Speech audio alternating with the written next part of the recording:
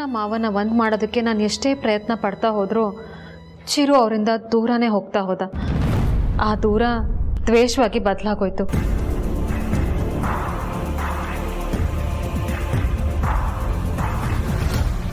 ನಾವೆಲ್ಲ ಈ ವಿಷಯದಲ್ಲಿ ಅಸಹಾಯಕರಾಗಿದ್ದೀವಿ. ಈ ವಿಷಯದಲ್ಲಿ ಎಲ್ಲ ತಪ್ಪು ನಂದೇ ದೀಪ. ಅಷ್ಟು ಚಿಕ್ಕ ವಯಸ್ಸಲ್ಲಿ ಅವನ್ನ ನಾನು ಹಾಸ್ಟೆಲ್ಗೆ ಸೇರಿಸಬಾರ್ದಿತ್ತು.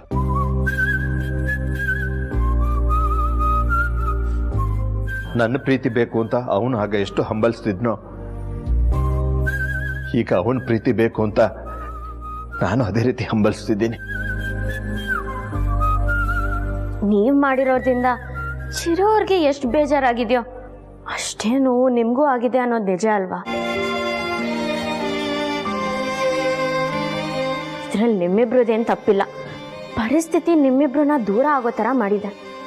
ನಾನು ಸಾಯೋದ್ರೊಳಗೆ ಒಂದು ಸಲನಾದರೂ ನನ್ನ ಮಗನ್ನ ಪ್ರೀತಿಯಿಂದ ಮಾತಾಡಿಸ್ಬೇಕು ಅಂತ ಅಂದ್ಕೊಂಡಿದ್ದೀನಿ. ಆದರೆ ಅದು ಈ ಜನ್ಮದಲ್ಲಿ ನೆರವೇರುತ್ತೋ ಇಲ್ವೋ ಗೊತ್ತಿಲ್ಲ. ಅಪ್ಪ ಪ್ಲೀಸ್, ಯಾಕೆ ಈ ಥರ ಎಲ್ಲ ಮಾತಾಡ್ತಿದ್ದೀರಾ?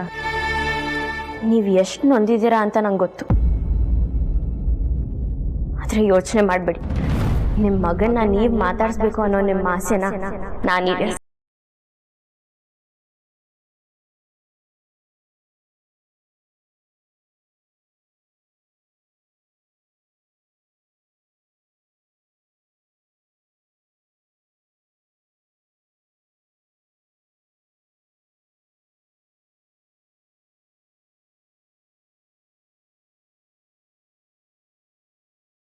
ಮಗನ ಸಂಬಂಧ ಬರೀ ಹಾಳಾಗಿಲ್ಲ, ಅಳಿಸೋಗಿದೆ.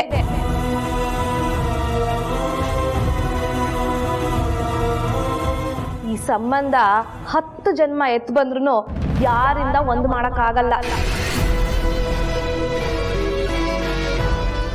ಆಗತ್ತೆ ಅಂತ ಒಳ್ಳೆ ಮನಸ್ಸಿಂದ ಮುನ್ನುಗ್ಗಿದ್ರೆ ಜಯ ಸಿಗೇ ಸಿಗತ್ತೆ. ಏನು ಮುನ್ನುಗ್ಗದ? ಇದೇನು ರಣರಂಗ? ಜಯಿಸಕ್ಕೆ ಯುದ್ಧನ? ಹಾಗೆ ಅನ್ಕೊಳ್ಳಿ. ಇಷ್ಟ ದಿನ ಅಪ್ಪ ಮಗನ ಯುದ್ಧದಲ್ಲಿ ದ್ವೇಷ ಗೆಲ್ತಿತ್ತು.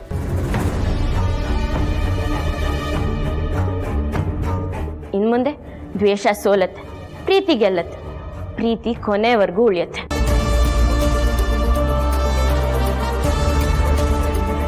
ನೋಡ್ತೇನೆ ಇವತ್ತೇ ನಮ್ಮ ಮಾವನ್ನ ಮತ್ತು ನನ್ನ ಗಂಡನ ಒಂದ್ ಮಾಡಿ